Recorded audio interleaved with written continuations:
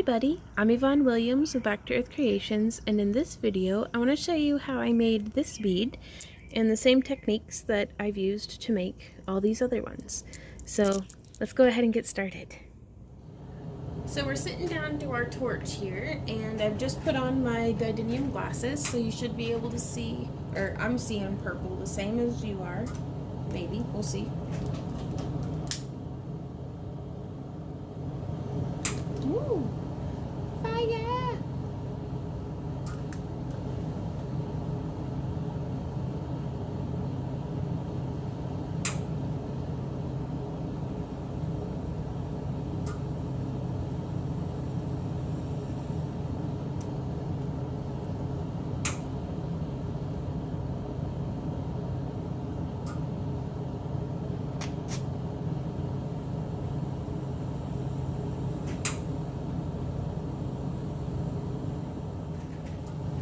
Okay, so we're all lit up now.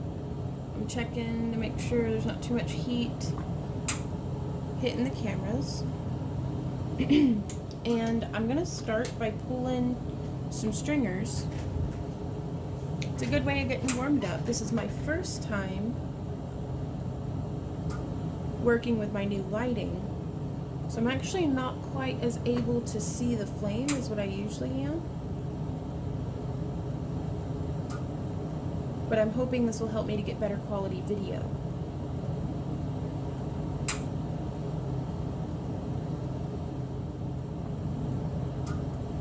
I'm pretty convinced at this point that I'd really like to have a very dark background for my Lampwork area. And I just want to get a nice glob going.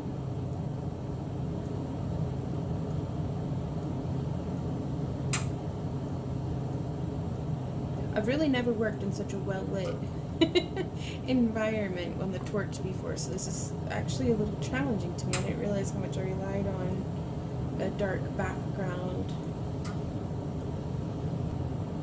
So if you're able to see here, I'm just making about larger than pea-sized for sure. Just a decent glob.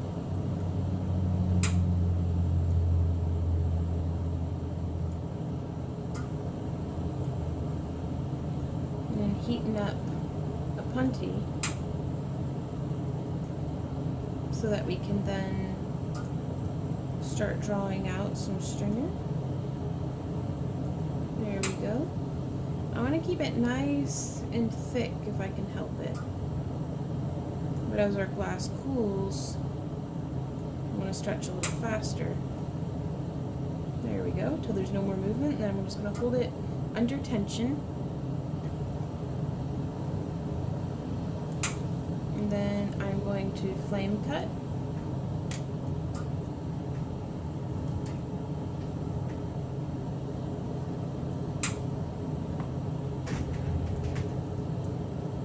And I'm supposed to be able to use cold tweezers to shock the glass, but I've never really had any success with that. It's a bit of a trick to maneuver between all of these tripods that I've got going on now. So I'm going to heat cut my glass again. Set that down there.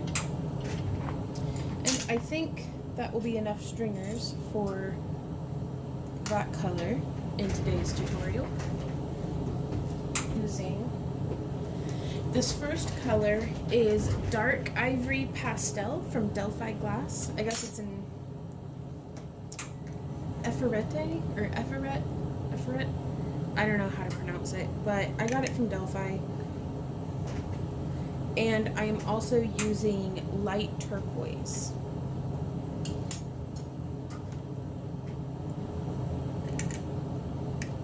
Now, fortunately, these light turquoise rods come already pretty thin, but I am going to pull some stringer of this as well But this turquoise has a tendency to, like, I scald it and it turns like a brick red, which is pretty, but not at all what I'm going for.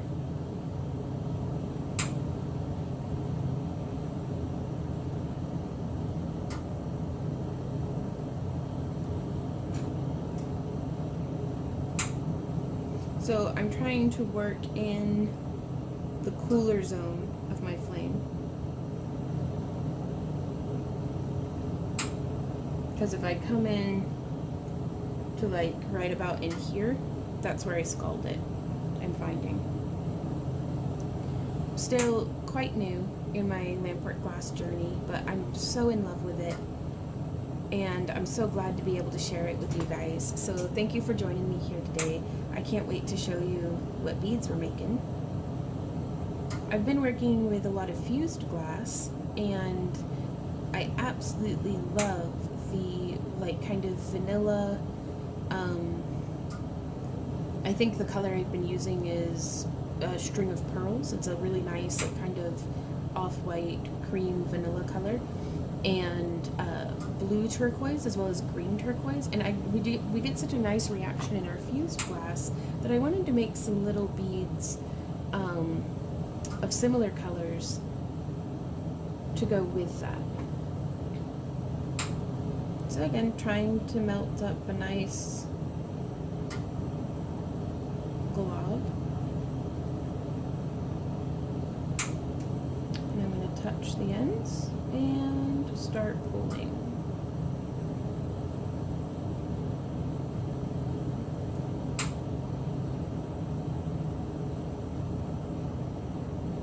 Now I'm actually going to leave this one attached to the punty.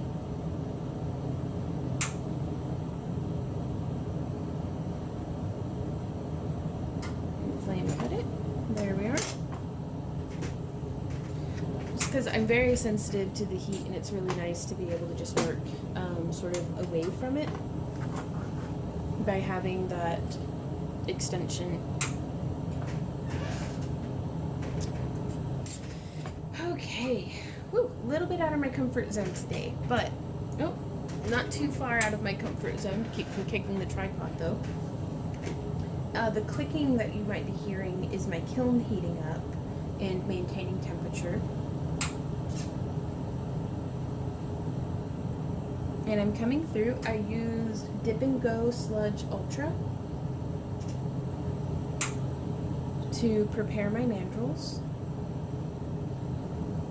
And I'm going to heat this up until it's glowing red hot all the way through. Well, until the bead release is glowing red hot. And they weren't kidding about it dipping and going. I don't have to wait for this stuff to dry at all. I literally dipped all of my rods and got started filming. So the amount of time that this video's been going, pre-editing at least, is how long my bead release had to dry, which I'm going to say is not very long. So heating that up nicely. There we are. So now we're going to do the core of our bead in this dark ivory. Keeping my mandrel a little farther. I want to keep it warm but not piping red hot.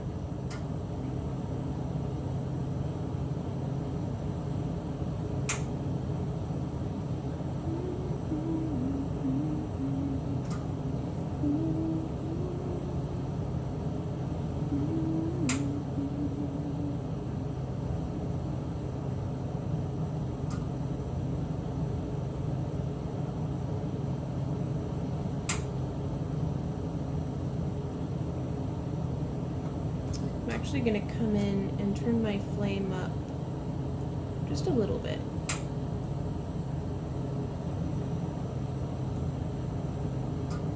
There we go. So I don't want to scorch my work, but I also don't want to be sitting here for 30 years trying to get the glass to melt.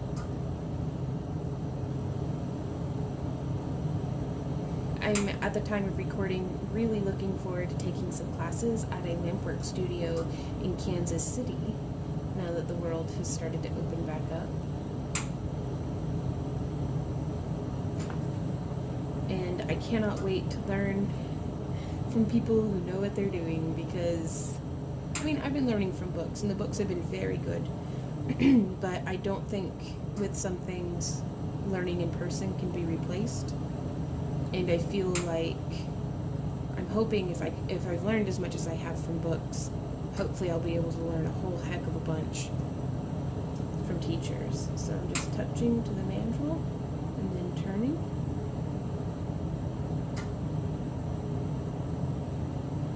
Flame cutting the rod.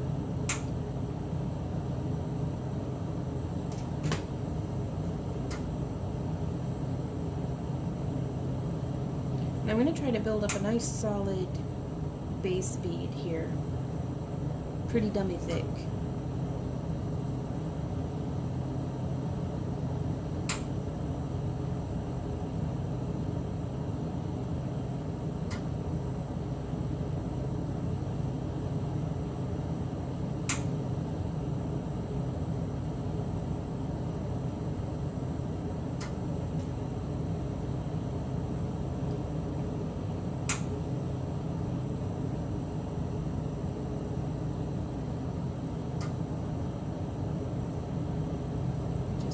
Through and then touching the rod to the glass, building it up in layers, trying to add some glass in wherever it feels like I might be lacking. Oh, I hate it when that happens. I must not have heated it through all the way, but my bead release has my bead release slipped. So this is just going to be a little booby bead. I'm still going to pop it in the kiln to anneal it.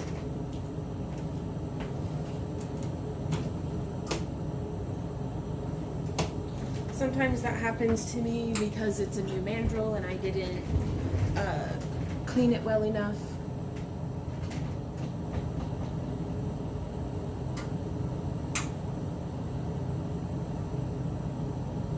So let's try again.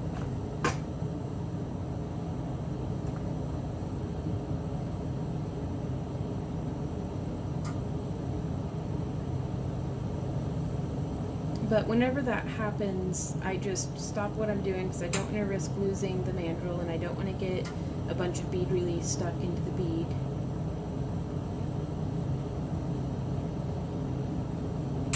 So I'm just heating this up nice and through.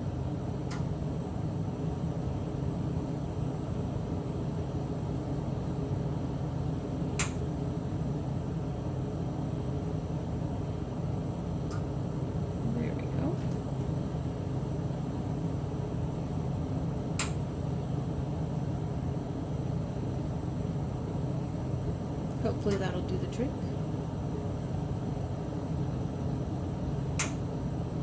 But I don't know if it's that I'm doing something wrong so much as sometimes these things just happen. If it happened more frequently, I'd be more upset about, like, man, I gotta figure out how to fix this. But, I mean, maybe 1 or 2 mandrels per torchwork session will have that happen. If that. Like, 2 would be, that's a hard day.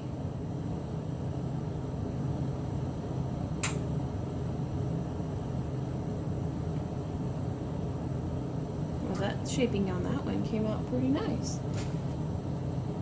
I love Lampwork because it feels, it's like dancing with gravity. So much fun.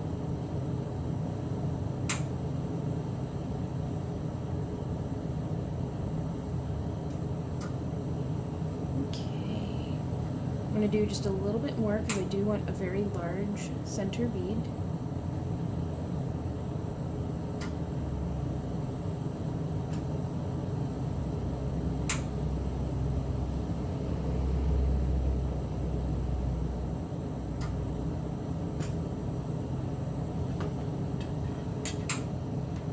Very good. Okay, I'm going to trade sides.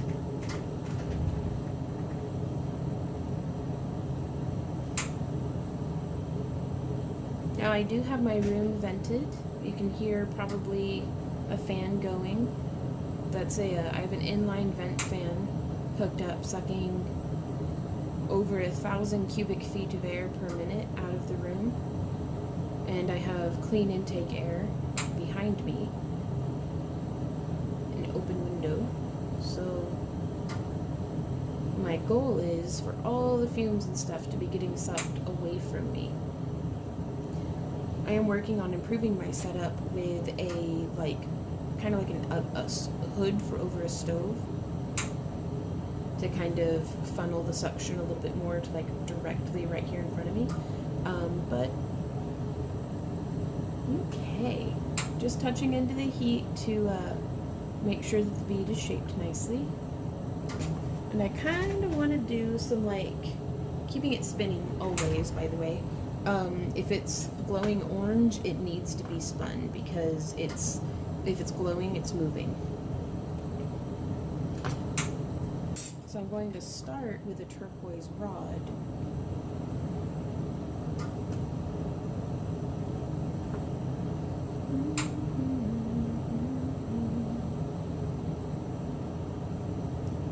And I'm going to do just some layered dots in more or less random fashion.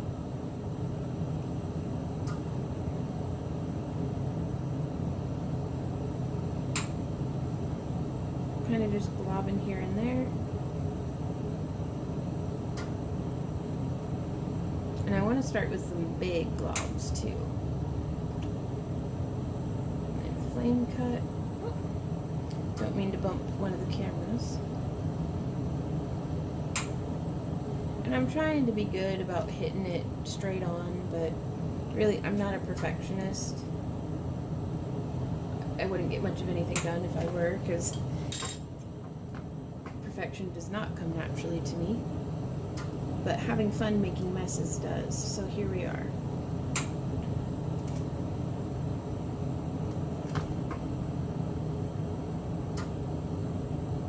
So I'm just touching the glass.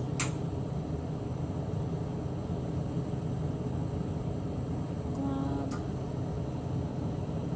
Touch. Touch. Touch. And I'm trying to not melt them all in yet because I want some nice, I want them all to melt in at the same time so we get hopefully minimal distortion. Touch. Touch. There we go. Okay, so now I'm going to start melting these in.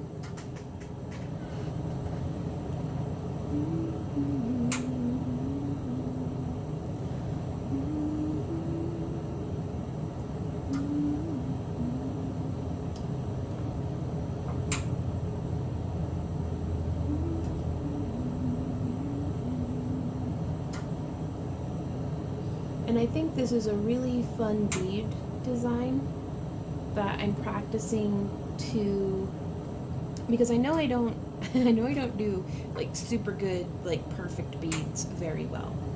And so instead of in my practice trying to make super good perfect beads, I am practicing intentionally messy organic beads.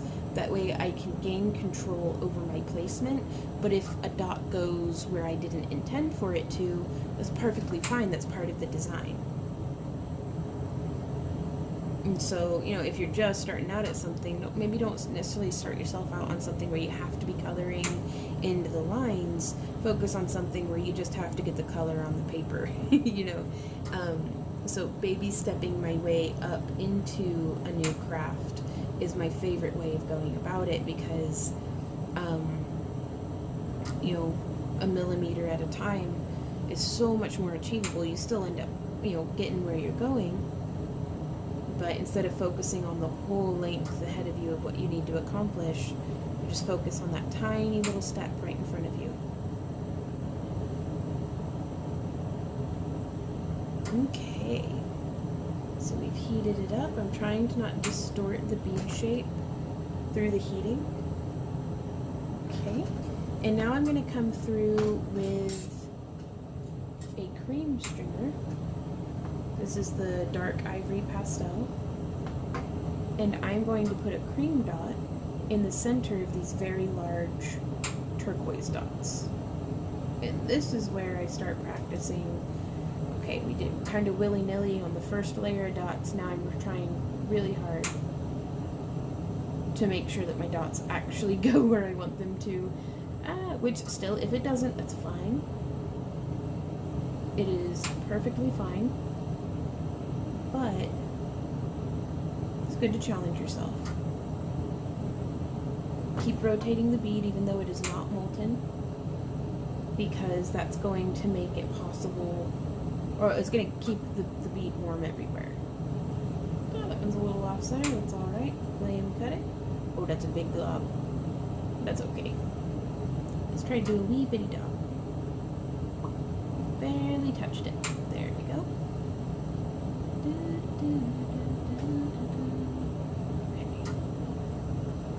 There we go. And now I'm going to melt this layer in.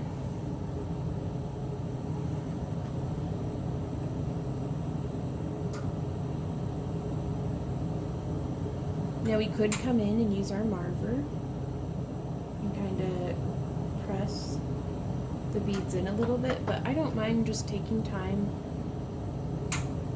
to let the heat do its work.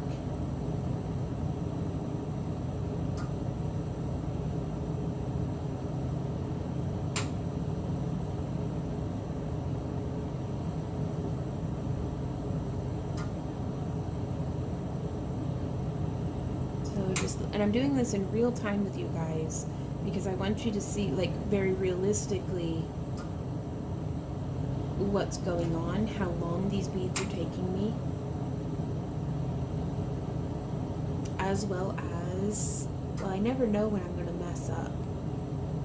So, and I feel like I learn more from messing up than I do from getting it correct.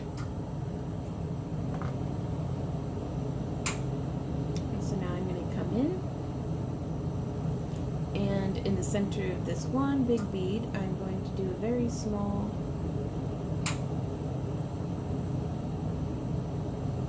turquoise dot. That's a little off center, but that's alright. And then I'm going to use,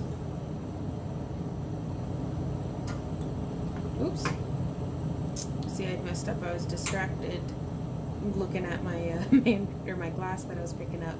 I kind of overheated a spot. That's okay, nothing bad happened, but it's good to be mindful. So I think I'm going to come in right about, oh, where should I? Right about in here. I'm going to do a swirl.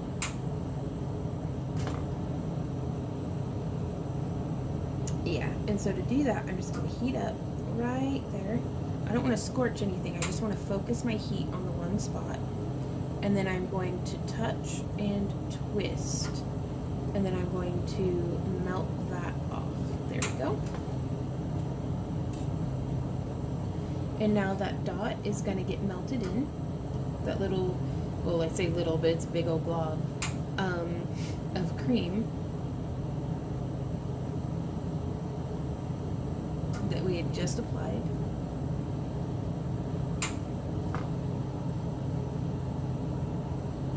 Just letting the heat soak into the bead, past the crust and into the mantle.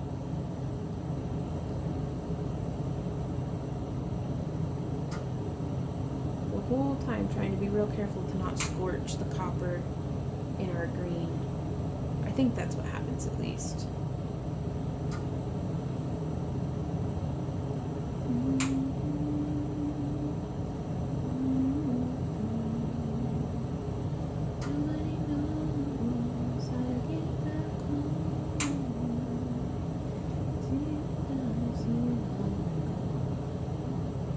Now my bead's gone a little wonky. One side's bigger than the other.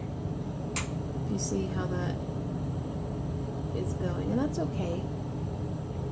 It's not what I was going for, but I'm also aiming for imperfect beads. So, nailed it.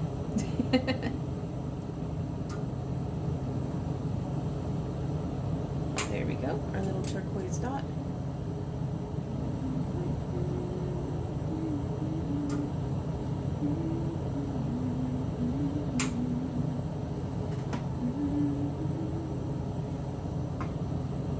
and then we're just going to melt that in.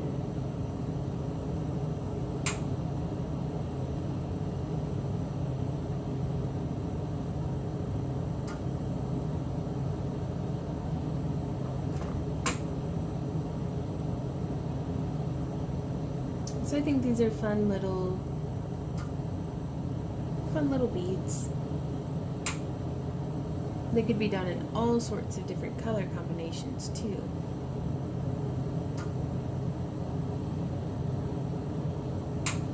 So now that we have all the heat seeped in, I'm going to come back up and I can actually remove the didinium glasses from this.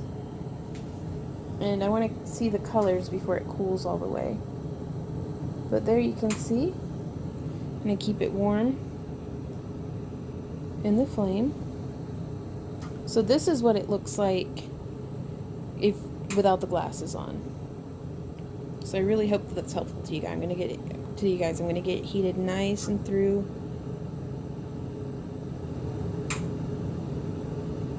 Getting that glow back on there.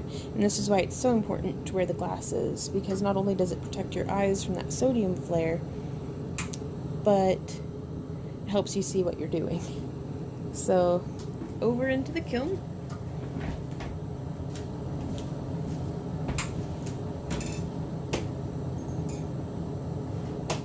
And I will meet you guys back here tomorrow, whenever that's annealed fully and it's cooled back down, and I'll show you how they came out. So these are how the beads came out that we worked on in today's video. You can see the nice reaction line colors there, and that nice little twist.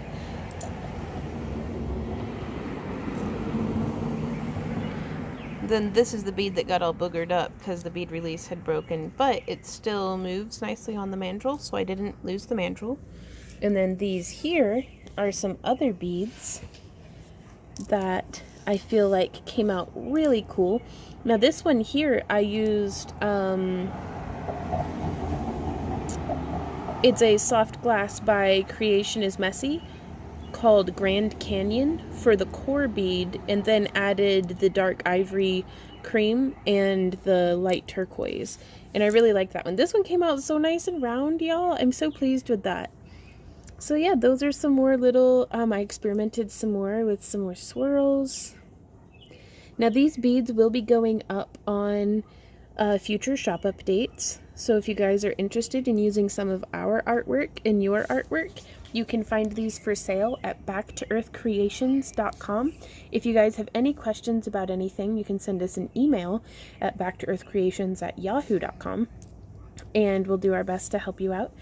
But I don't know, they're so fun, you guys. Like, I really do love making beads.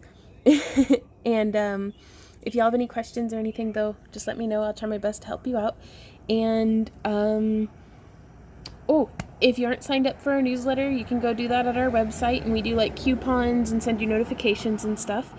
And yeah, I think that's it. So until next time, y'all, happy crafting. Mwah. Bye.